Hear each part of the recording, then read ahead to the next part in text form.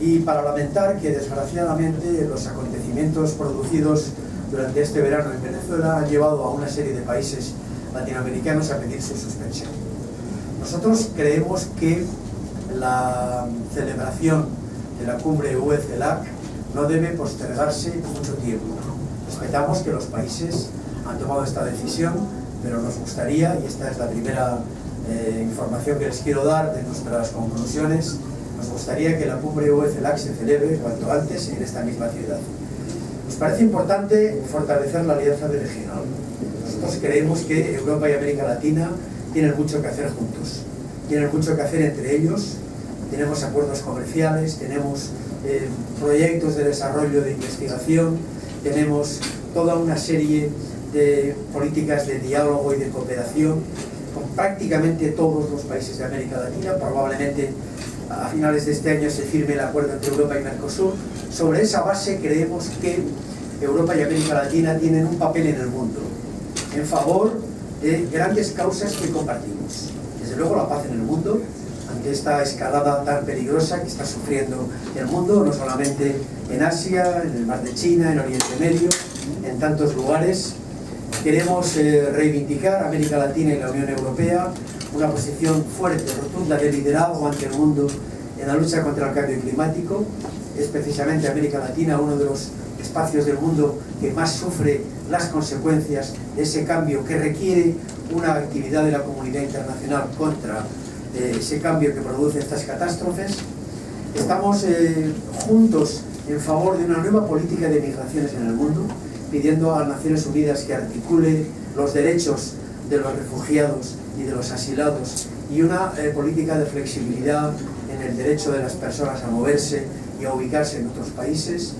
Y queremos establecer al mismo tiempo un compromiso en favor de la democracia y de las grandes causas de la justicia social.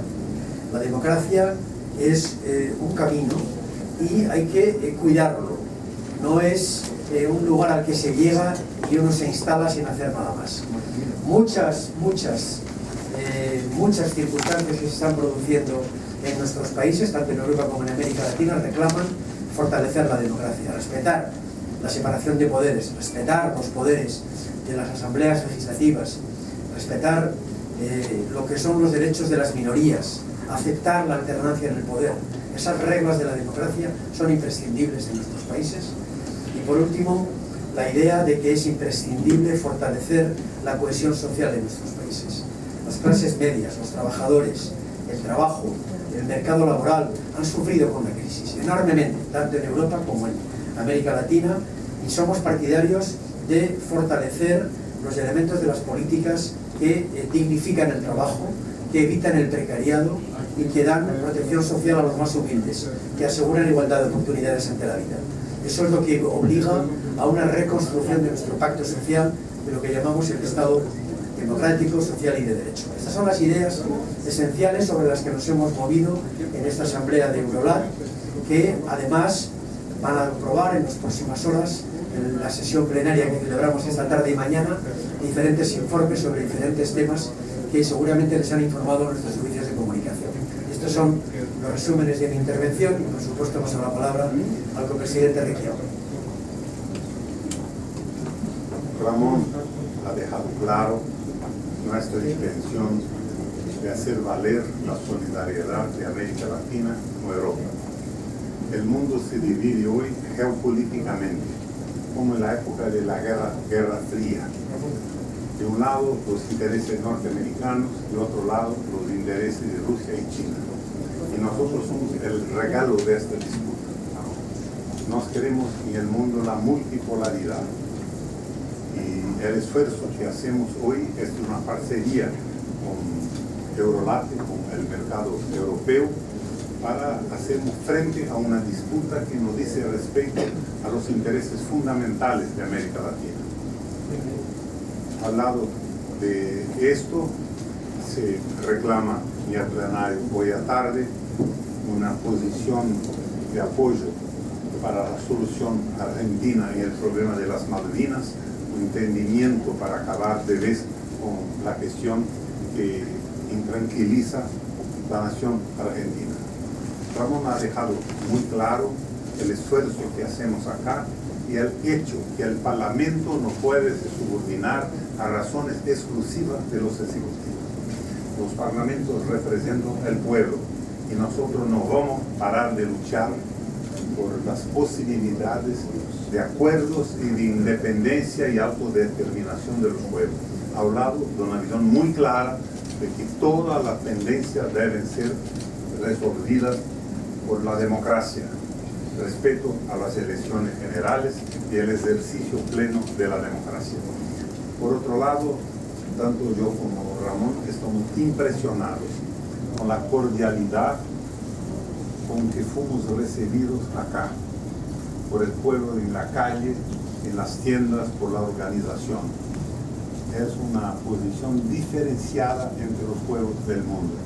Muchísimo impresionados y la forma con que pasamos estos días acá se va a quedar guardada en nuestra memoria para siempre. Gracias. Señores presidentes, si nos permiten 3 preguntas de la prensa, autorizaría.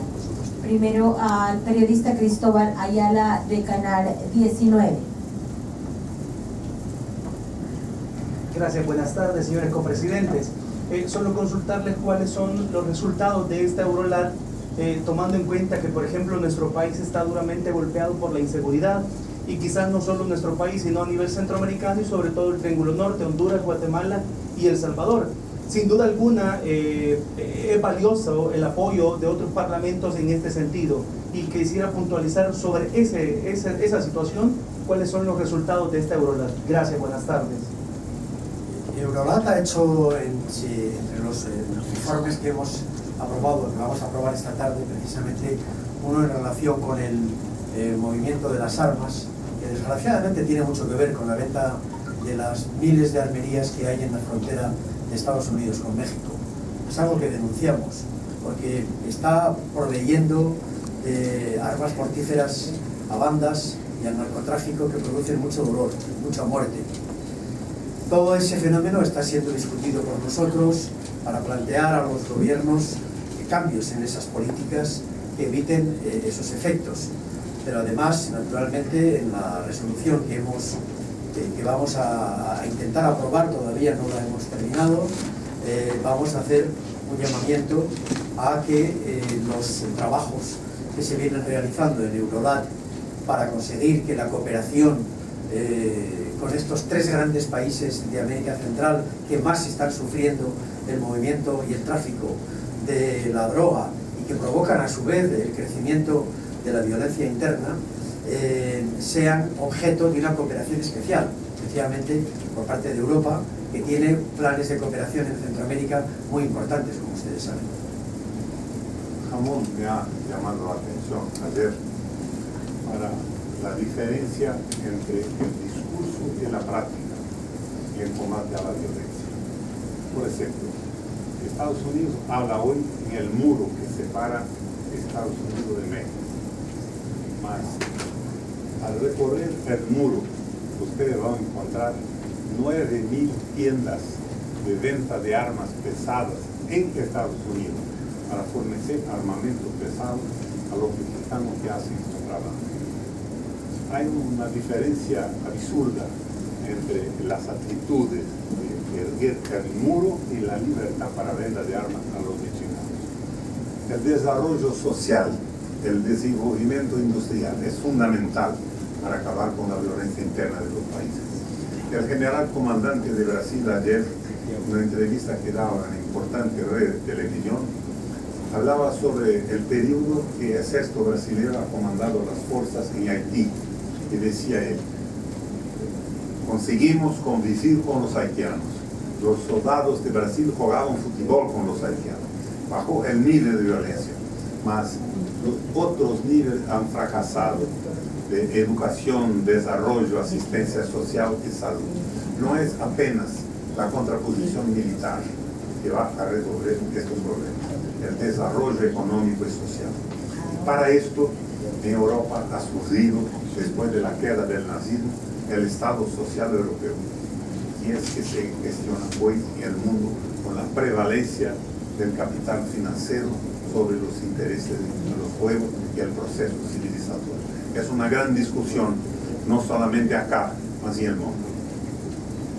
Tenemos al periodista Manuel Barrientos.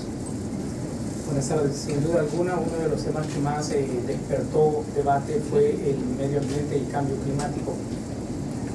¿Qué se va a sacar de todo esto de Eurolat y además qué viene después? O sea, después de que esto haya terminado, ¿hacia quién va a ir para tomar medidas para los pueblos en favor de estos temas?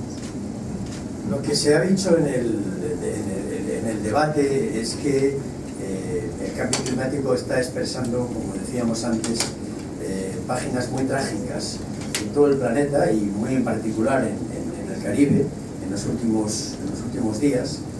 Y hemos lamentado precisamente que uno de los grandes acuerdos que se han producido en el mundo para poner a la comunidad internacional en una misma tarea, que es el Acuerdo de París de diciembre del 2015, haya sido cuestionado por nada más y nada menos que los Estados Unidos. Eso nos parece gravísimo y en ese terreno lo que se plantea en Eurolat es la petición a nuestros estados, a nuestros gobiernos, para que América Latina y Europa sean punta de lanza de una batalla que es existencial para el planeta y para nuestros descendientes. De manera que, convencidos de que las manifestaciones que ese cambio está teniendo en las tragedias humanas que estamos padeciendo, nuestra reclamación es acelerar la lucha, forzar políticamente a los Estados Unidos a que vuelvan a ese gran acuerdo y conseguir que efectivamente todos podamos parar los efectos que estamos sufriendo. Más allá de esto, lo que Eurolat hace es trasladar un mensaje a la cumbre de los estados y de los jefes de gobierno para que cuando se reúnan tengan en cuenta el sentimiento y la opinión que los parlamentos expresamos. Yo podría decir que Eurolat funciona en eso como la conciencia del planeta, respaldando los gobiernos que se preocupan por la estabilidad climática y censurando los que no se submeten a las necesidades de la sobrevivencia de la vida humana y el planeta. Última pregunta, el periodista Moisés Castillo. Muy buenas tardes. En 2 puntos. Se hablaba del fortalecimiento de las relaciones europea-Latinoamérica. Quizá conocer un poco más de los planes que se tienen en ese sentido futuro y también consultar si las resoluciones que Eurolat tome al final de estas jornadas son vinculantes con los países miembros. La primera parte exige que recordemos que la Asamblea de Eurolat es una asamblea parlamentaria que plantea a los gobiernos toda una serie de líneas de acción. Por ejemplo, acuerdos comerciales y económicos entre Europa y América Latina. Lo que pedimos es que el acuerdo de Unión Europea-México se modernice, que el acuerdo y se actualice. El acuerdo con Chile, lo mismo, que el acuerdo que tenemos de cooperación con América Central se desarrolle.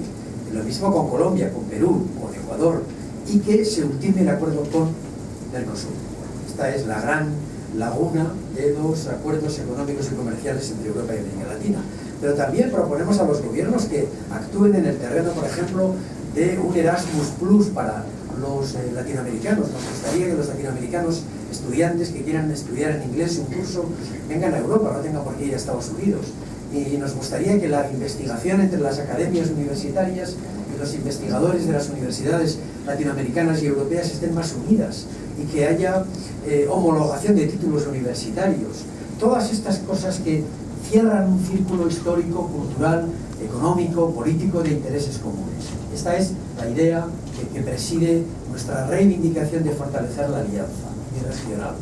Y respecto de lo que son compromisos, no son vinculantes, son acuerdos que políticamente expresamos a nuestros gobiernos y, como decía antes, reflejan, digamos, la conciencia política, la preocupación que los parlamentos de los 28 y de los 22, es decir, los 150 parlamentarios que representamos a los poderes legislativos de todos esos países, le piden a sus gobiernos, a través de un mensaje a la cumbre que no se ha aprobado aquí porque no hay cumbre, pero que aprobaremos cuando se conozca la fecha de la nueva cumbre.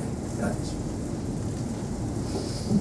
En la misma línea de Ramón, los acuerdos tienen como objetivo principal la multilateralidad de la globalización.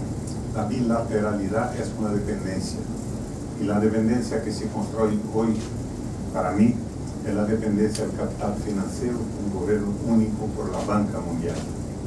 Esto acaba con la diversidad, se frena la creatividad, la inteligencia, el desarrollo tecnológico de los países. Esto tiene que ser evitado. Y en este momento, Europa es un parcero imprescindible para nosotros, para la quiebra de la bilateralidad. Señores presidentes, muchísimas gracias por esta referencia de haber atendido a la prensa de El Salvador.